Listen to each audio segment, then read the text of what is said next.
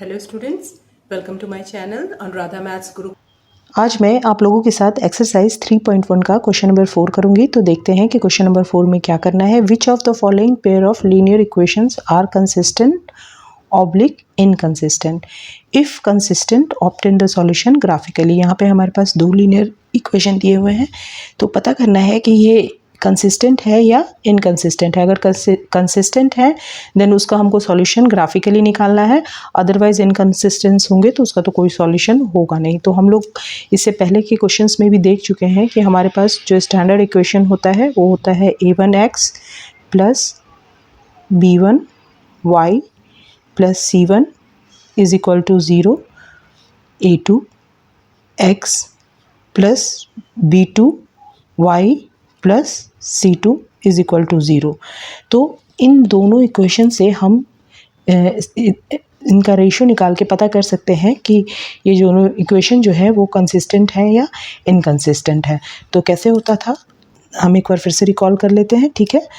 अगर a1 upon a2 is not equal to b1 upon b2, इस case में क्या होता है कि ये दोनों लाइंस जो है वो एक दूसरे को कट करते हैं और इंटरसेक्ट करते हैं एक पॉइंट पे आके, यानी कि इसका सॉल्यूशन होता है। तो अगर सॉल्यूशन है इसका मतलब कि ये कंसिस्टेंट हो जाएगा, ठीक है।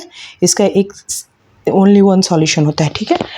दूसरा जो था वो क्या था कि अगर हमारा रेशो जो है a1 upon a2 is equal to b1 upon b2 is equal to c1 upon c2 है, देन इस केस में क्या होता है, दो लाइन एक दूसरे पे कॉन्साइड करते हैं। तो इसमें तो इनफाइनाइटली मेनी सॉल्यूशन हो जाएगा, बहुत सारे सॉल्यूशंस आ जाएंगे क्योंकि एक दूसरे के ऊपर ही कॉन्साइड कर रहे हैं। तो ये भी हमारा जो केस है वो होता है कंसिस्टेंट, ठीक है।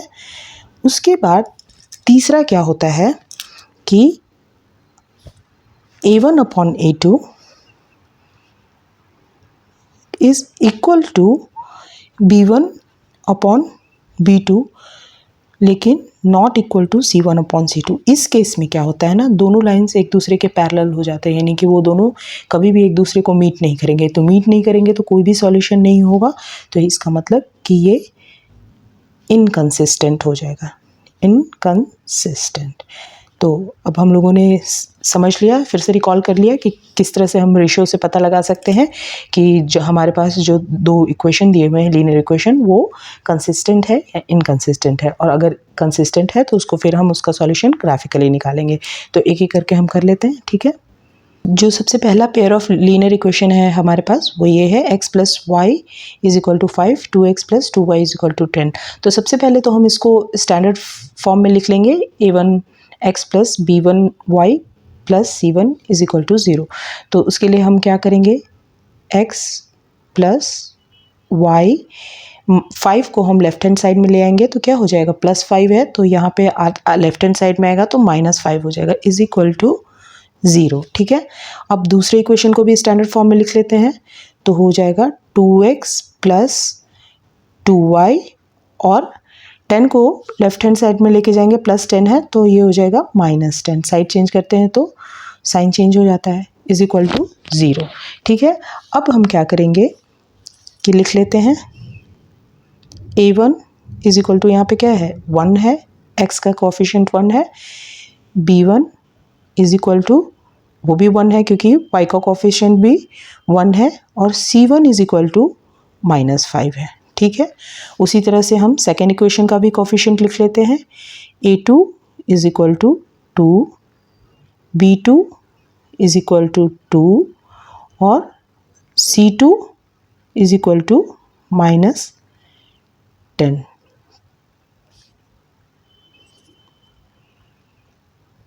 -10, c2 is equal to -10। Okay, अब हम इसका रेशो निकालते हैं। तो a1 अपॉन a2, सबसे पहले ये लिख लेते हैं। तो a1 अपॉन a2 क्या होगा, 1/2। देन b1 अपॉन b2, ये क्या हो जाएगा, ये भी हो जाएगा 1/2। देन c1 अपॉन c2, तो ये क्या हो जाएगा, -5/-10। अब यहाँ पे हम देख रहे हैं कि माइनस माइनस तो कट जाएगा और 5 2 जा 10 होता है, यानी कि ये हो जाएगा हाफ। इसका मतलब क्या है, A1/A2 भी हाफ है, B1/B2 भी हाफ है, C1/C2 भी हाफ है। इसका मतलब यहाँ पे तीनों A1/A2 इक्वल है B1/B2 के, और ये इक्वल है C1/C2 के।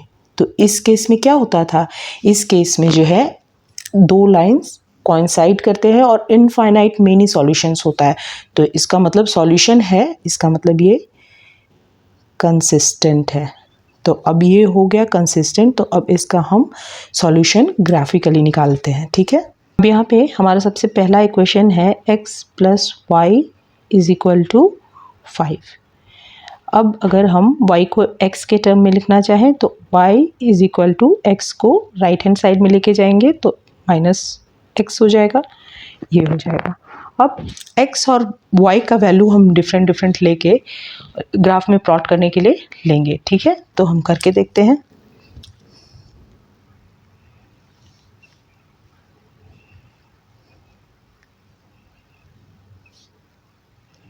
x y, अब अगर हम x का वैल्यू 1 ले लेते हैं तो y क्या आएगा, 5 - 1 4 हो जाएगा। अगर हम x का वैल्यू 2 ले लेते हैं देन y क्या होगा, 5 - 2 3 हो जाएगा, ठीक है। उसी तरह से अब हम दूसरा इक्वेशन को लेते हैं।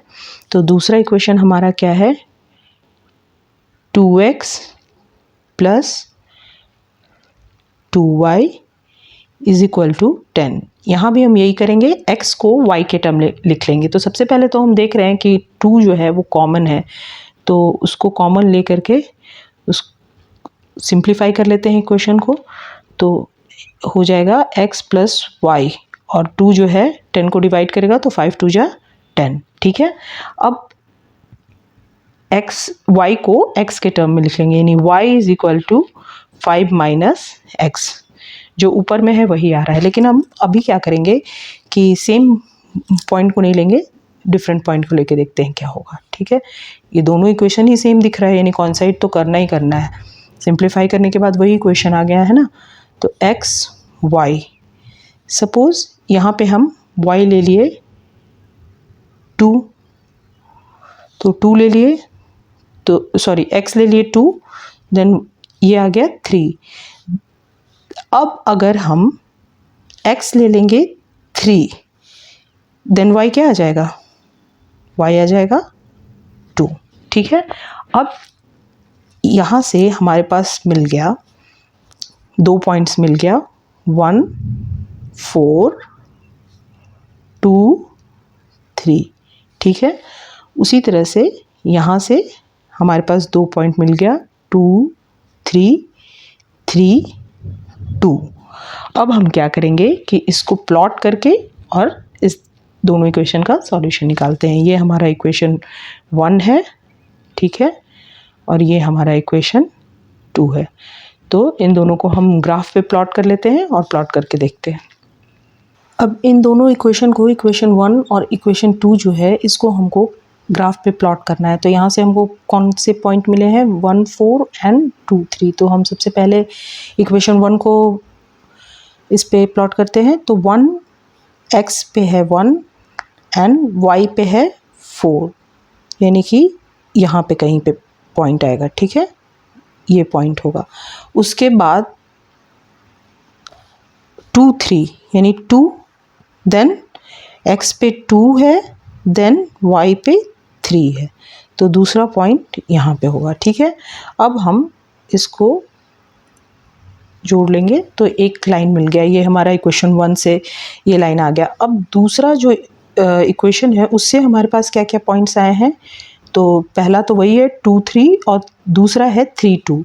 क्या क्या पॉइंट्स आए हैं, 2 3 और 3 2। तो इन दोनों को हम इस ग्राफ पे दिखाते हैं। तो 2 3 कलर दूसरा ले लेते हैं। तो 2 3, यानी एक पॉइंट तो यही हो गया, और दूसरा है 3 2, यानी कि दूसरा पॉइंट यहाँ आ गया। अब इन दोनों को ज्वाइन करके और हम क्या करेंगे, एक लाइन खींच लेंगे। तो ये हमारा जो हो जाएगा, ये सेकंड लाइन हो जाएगा, ये सेकंड लाइन हो जाएगा और ये फर्स्ट लाइन हो जाएगा। और ये दोनों इंटरसेक्ट कर रहा है जिस पॉइंट पे, वो क्या है, 2, 3, इस पॉइंट पे एक दूसरे को इंटरसेक्ट कर रहा है, यानी कि यही एक सॉल्यूशन हो गया। तो हमारा सॉल्यूशन क्या हो गया, हमारा सॉल्यूशन हो गया x इज इक्वल टू 2 और y इज इक्वल टू 3, क्योंकि यहाँ पे x कोऑर्डिनेट 2 है और y कोऑर्डिनेट 3 है। 2, 3 इसी पॉइंट पे तो इंटरसेक्ट किया है ना। तो इसी तरह से इस क्वेश्चन का सॉल्यूशन हम लोगों ने निकाल दिया। अब हम सेकंड क्वेश्चन को देखते हैं। अब हमारे पास सेकंड जो प्रॉब्लम है, इसमें 2 इक्वेशन दिए गए हैं। इनको सबसे पहले हम स्टैंडर्ड फॉर्म में लिख लेते हैं और उनके रेशियो को कंपेयर करके देखते हैं कि ये कंसिस्टेंट है या नहीं। तो यानी कि पहला equation x minus y minus 8 को लेफ्ट हैंड साइड में लेके आएंगे तो 0 हो जाएगा। दूसरा इक्वेशन हो जाएगा 3x माइनस 3y, 16 को लेफ्ट हैंड साइड में लेके आएंगे तो माइनस 16 इज इक्वल टू 0। अब हम इनका रेशियो लिख लेते हैं। तो a1 is equal to 1, b1 is equal to -1 और c1 इज इक्वल टू -8। ठीक है। उसी तरह से a2 is equal to 3, b2 is equal to -3 और c2 इज इक्वल टू -16। ठीक है। अब हम इसका रेशियो निकाल के देखते हैं। a1 अपॉन a2, ये क्या हो जाएगा, 1/3। उसी तरह से b1 अपॉन b2, -1 बाई -3। अब यहाँ पे माइनस माइनस कैंसिल हो जाएगा तो हो जाएगा 1/3। अब है c1 अपॉन c2, ये है -8 बाई -16। यहाँ पे माइनस माइनस कैंसिल हो जाएगा और 8 2 जा 16 होता है, यानी कि हाफ हो जाएगा। अब यहाँ पे हम क्या देख रहे हैं कि रेशियो जो है a1 अपॉन a2 इक्वल है, 1/3 है b1 अपॉन b2 का भी, ये दोनों इक्वल है। लेकिन c1 अपॉन c2 जो है वो हाफ है, वो इक्वल नहीं है। तो ये जो केस होता है, इस केस में दोनों लाइंस पैरेलल होते हैं, वो दोनों कभी भी मीट नहीं करते हैं, यानी कोई सॉल्यूशन नहीं निकलता है। इसका मतलब ये जो पेयर ऑफ इक्वेशन है वो इनकंसिस्टेंट है। तो इनकंसिस्टेंट है तो इनका हम सॉल्यूशन ग्राफिकली नहीं निकाल सकते हैं। तो अब हम थर्ड प्रॉब्लम को देखते हैं। अब ये जो तीसरा इक्वेशन है, इसमें जो दोनों इक्वेशन है वो स्टैंडर्ड फॉर्म में ही है, तो डायरेक्ट हम इसका रेशियो लिख लेते हैं। तो हो जाएगा a1 is equal to 2, b1 is equal to 1, c1 is equal to -6। उसी तरह से हम लिख लेते हैं a2 is equal to 4, b2 is equal to -2 और c2 इज इक्वल टू -4। अब इनका रेशियो हम निकालते हैं।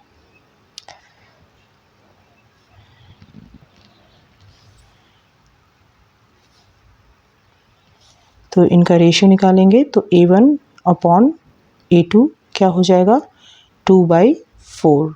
2 2 जा 4 होता है, कैंसिल हो जाएगा, यानी कि फाइनली इसका रेशियो हाफ हो जाएगा।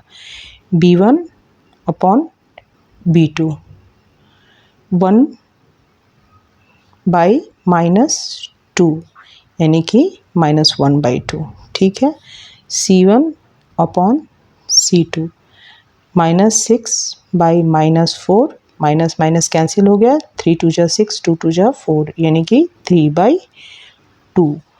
तो यहाँ से हम क्लियरली देख रहे हैं कि a1 अपॉन a2 जो है वो इक्वल नहीं है b1 अपॉन b2 के। a1 अपॉन a2 हाफ है और b1 अपॉन b2 -1/2 है।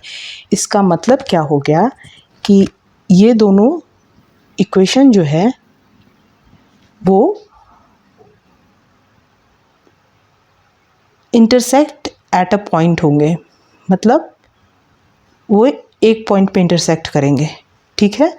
तो इसका ओनली वन सॉल्यूशन होगा, दो लाइंस जो है ना वो इंटरसेक्ट करेंगे, तो इसका ओनली वन सॉल्यूशन होगा। और चूंकि सॉल्यूशन होगा इसका मतलब ये दोनों इक्वेशन जो है वो कंसिस्टेंट है। तो अब इसका भी हम सॉल्यूशन ग्राफिकली पता करेंगे, ठीक है। अब यहाँ पे हम पहला फर्स्ट इक्वेशन है उसको लिख लेते हैं, 2x + y - 6 = 0। अब इसको क्या करेंगे कि y को x के टर्म में लिख लेंगे ताकि हमको एक्स वाई पॉइंट्स निकालना इजी हो जाए। तो y = क्या हो जाएगा, -6 को हम राइट हैंड साइड में लेके जाएंगे तो +6 हो जाएगा, और +2x को लेके जाएंगे तो -2x हो जाएगा, ठीक है। अब हम निकालते हैं एक्स वाई।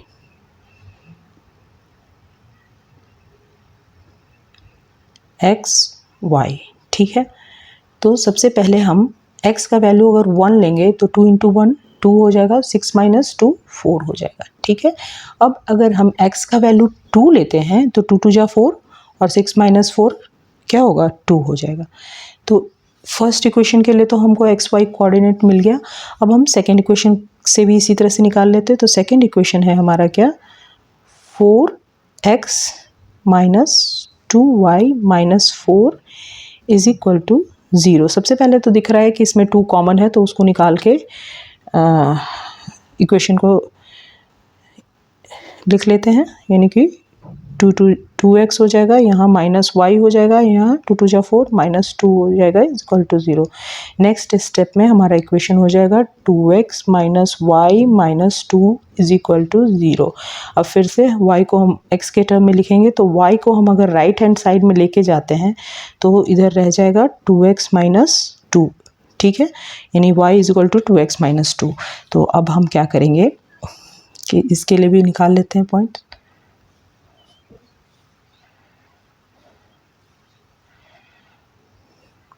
एक्स वाई, ठीक है। तो अब अगर हम x का वैल्यू को 1 रख लेते हैं देन y का वैल्यू क्या हो जाएगा, 2 × 1 = 2, 2 - 2 0। उसी तरह से x का वैल्यू को अगर हम 2 रख लेते हैं तो 2 × 2 = 4, 4 - 2 2। यहाँ पे हम देख रहे हैं यहाँ भी 2 2 हो गया, यहाँ भी 2 2 हो गया, यानी कि दोनों एक पॉइंट हमारा कॉमन हो गया, तो वहाँ पे ये जो दोनों लाइन से इंटरसेक्ट करेंगे।